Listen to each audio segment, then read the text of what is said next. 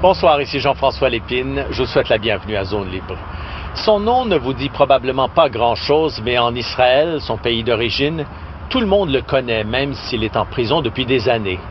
Il y a 17 ans, Mordechai Vanunu a été kidnappé à Rome par les services secrets israéliens qui l'ont ramené dans son pays, où il a été accusé d'espionnage et condamné à 18 ans de prison. Quelques jours auparavant, le Sunday Times de Londres avait publié une enquête inspirée par Vanunu, révélant au monde entier l'existence de la bombe atomique israélienne. Mordechai Vanunu, un ancien employé du complexe nucléaire clandestin de Dimona, avait quitté Israël avec les preuves montrant que pendant des années, les Israéliens avaient développé dans le plus grand secret un programme visant à doter leur pays de l'arme nucléaire. Encore aujourd'hui, l'État d'Israël refuse de reconnaître officiellement qu'il dispose de l'arme atomique, encore moins qu'il possède d'autres types d'armes de destruction massive. Le sujet est encore tellement tabou en Israël que les services secrets refusent de remettre Vanunu en liberté, même s'il aurait droit à une libération conditionnelle. Mais un couple d'Américains, vous allez le voir, se bat pour que ses droits soient reconnus.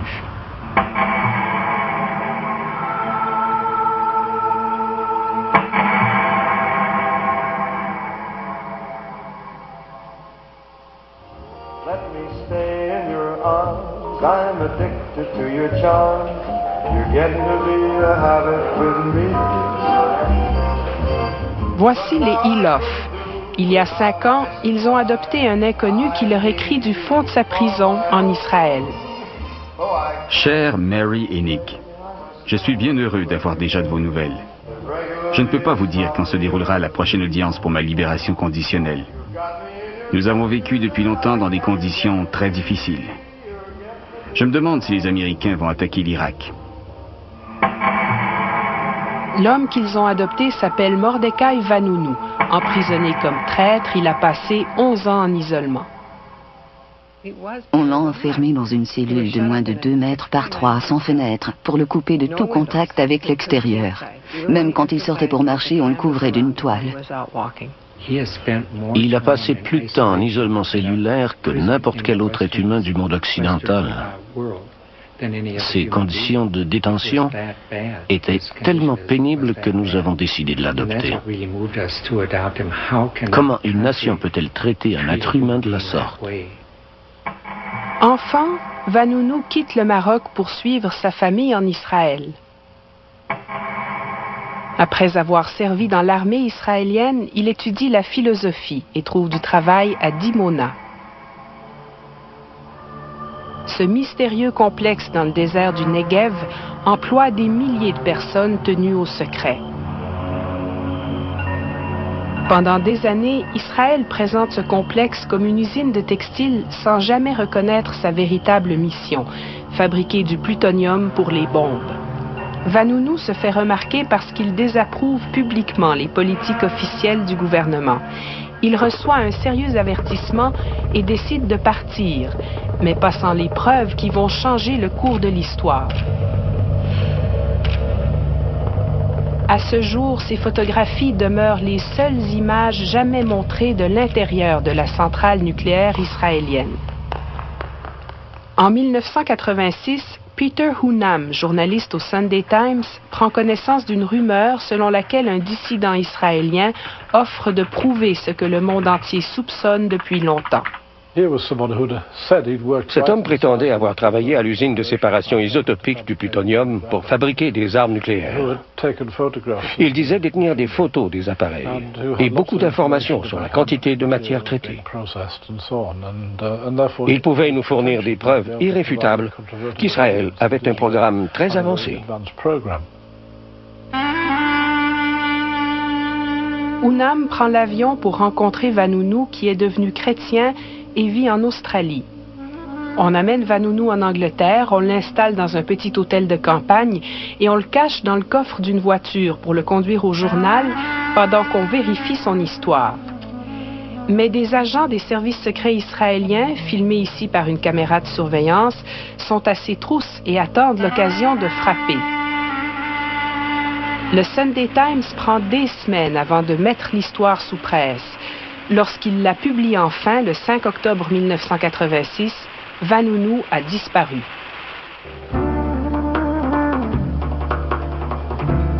Il a rencontré une Américaine dans Leicester Square et elle semble l'aimer. Il est vulnérable et il a peur.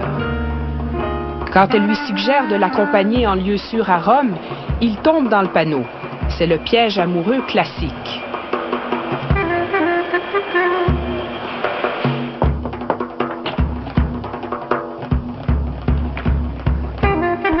À Rome, les mâchoires du piège se referment. Vanunu est assailli, terrassé et drogué.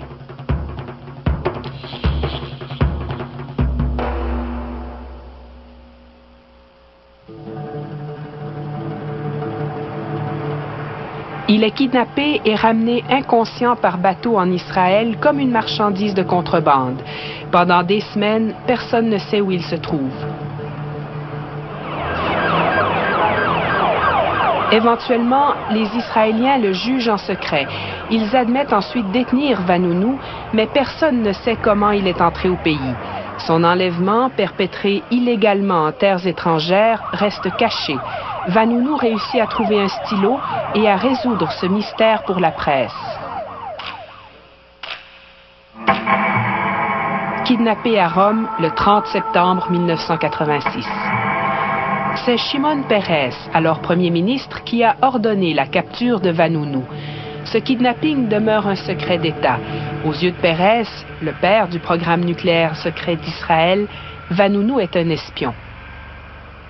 C'était un traître. Alors, comment avez-vous réagi? Très négativement. Qu'avez-vous fait? Ce qui devait être fait. C'est-à-dire? Le traîner devant les tribunaux. En le kidnappant? Madame, je ne peux pas évoquer tout le processus. Je ne veux pas le faire. Je ne vois aucune raison de le faire. Le fait est qu'il a été amené devant les tribunaux. Le procès de Vanunu a eu lieu en secret. Reconnu coupable de trahison et d'espionnage, il a été condamné à 18 ans d'emprisonnement.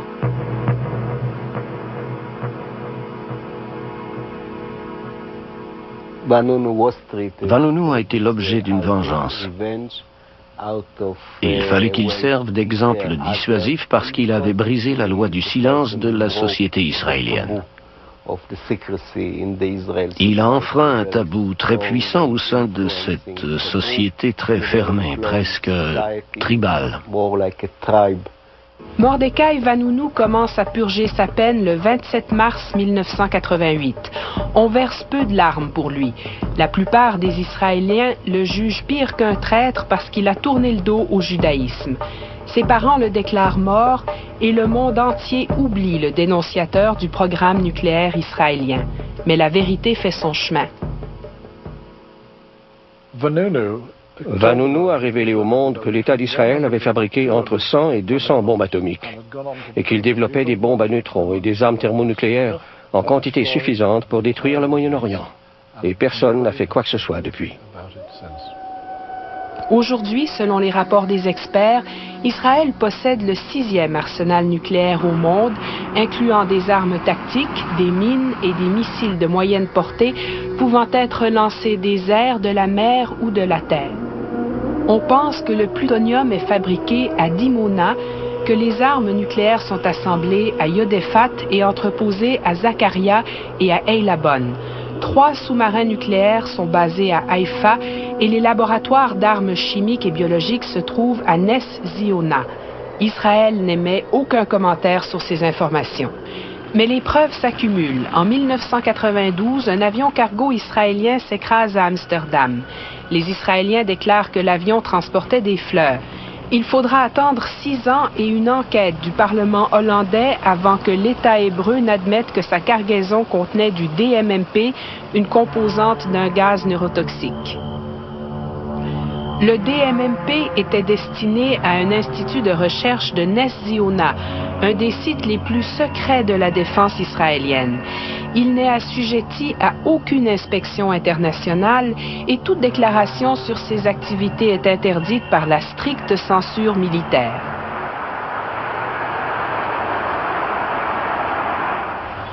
À l'approche de la guerre, des signes de dissension apparaissent dans les rues des banlieues de l'Amérique moyenne.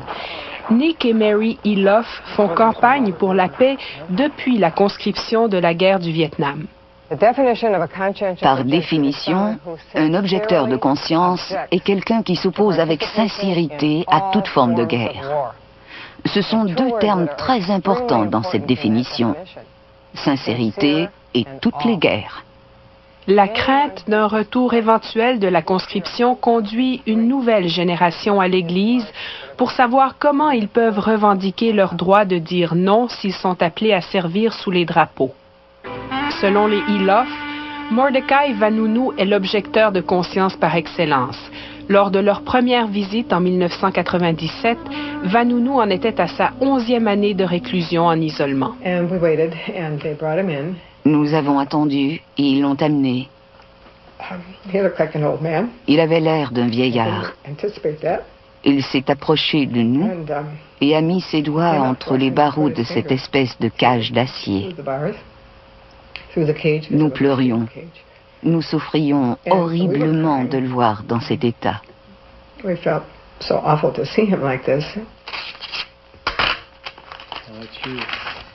Vanunu écrit régulièrement. C'est le seul lien qu'on lui accorde avec le monde extérieur. Mais ses lettres mettent des mois pour arriver et sont toujours censurées. Il dit, ne vous en faites pas, nous pourrons durer une autre année. Quel courage! Les premières lettres que nous avons reçues étaient complètement découpées. Celle-ci n'est même pas un bon exemple, parce qu'elles étaient encore plus charcutées que cela. Ils utilisaient un surligneur, puis ramenaient la lettre à Mordecai, qui devait découper les parties colorées. Un jour, alors qu'il ne faisait pas attention à lui, il a mis les morceaux découpés dans l'enveloppe et nous les avons reçus. Nous avons eu ces coupures censurées et elles sont tout à fait insignifiantes. Ils font ça seulement pour lui imposer un contrôle complet. Aujourd'hui, Jérusalem est devenue une ville fantôme, sans vie. L'armement nucléaire israélien a été inutile lors des derniers conflits. Les attentats suicides font fuir les touristes. L'économie s'écroule. Les Israéliens ont appris à vivre avec la guerre. Chaque citoyen reçoit un masque à gaz, apprend comment s'en servir et est censé l'avoir sous la main en cas d'attaque.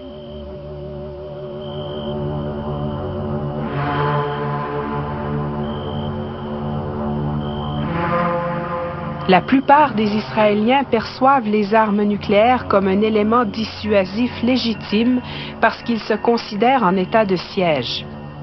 Il y a 40 ans, Uzi Even, alors jeune scientifique à Dimona, participait à la naissance de la première bombe israélienne. Nous étions un petit pays et de grandes nations, beaucoup plus populeuses, encerclaient nos frontières, presque impossibles à défendre. La mémoire de l'Holocauste nous hantait à l'époque et nous réalisions qu'il fallait faire quelque chose pour empêcher que le même scénario ne se répète. Nous formions une jeune équipe. La plupart d'entre nous étions très jeunes et nous travaillions avec enthousiasme pour accomplir ce que nous croyons être essentiel à notre survie. C'était la police d'assurance ultime pour que nous ne soyons ni attaqués ni exterminés.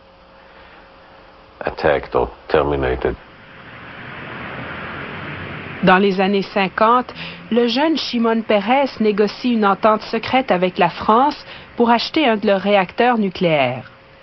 Alors que Dimona se développe, les services de renseignement rapportent à Washington qu'Israël est en train de fabriquer une bombe atomique. Même si on affirme que Dimona ne sert qu'à des fins pacifiques,